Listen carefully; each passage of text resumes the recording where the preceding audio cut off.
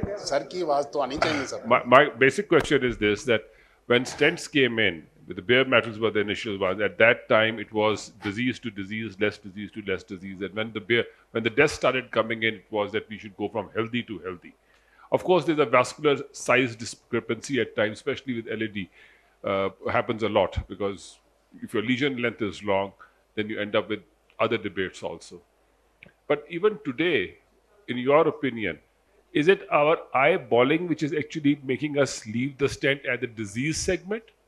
Or are we, because we are saying that, okay, let's economize, go to one stent rather than two stents? Or you're saying something else? So, in your opinion, as your experience, what do you think? Actually, sir, there is too much variability as far as eyeballing is concerned. So that is the reason for IVUS guided optimal PCI. So a portion in the coronary artery might appear normal to you angiographically, but there might be more than 50% plaque burden. So you put a stent there and you might end up with restenosis. But if you have done an IVUS and you exactly know where the distal edge of stent needs to be placed.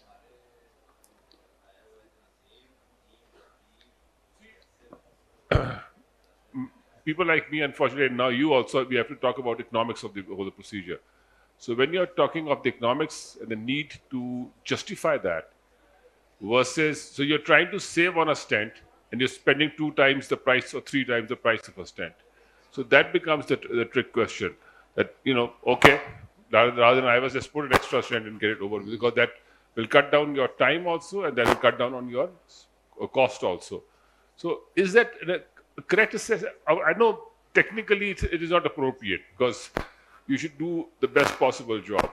But this is where we are sort of.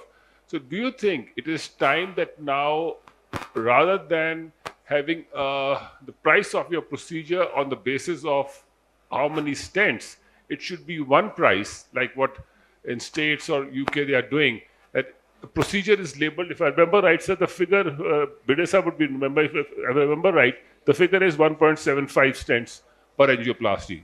You may go, so you'll be charging everyone 2 stents. If you make 1 good enough, 2 good, 3, you've had it. So it is something like that. So can we do something, in your opinion? Sir, I think in practice what we are doing, nobody is doing IVUS that frequently in routine angioplasty.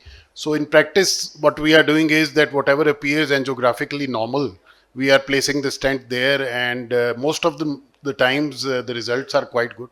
So this is what and even in the developed countries, the penetration of IVUS is not 100%. So it might be 20-30% in routine PCIs, but in complex PCI,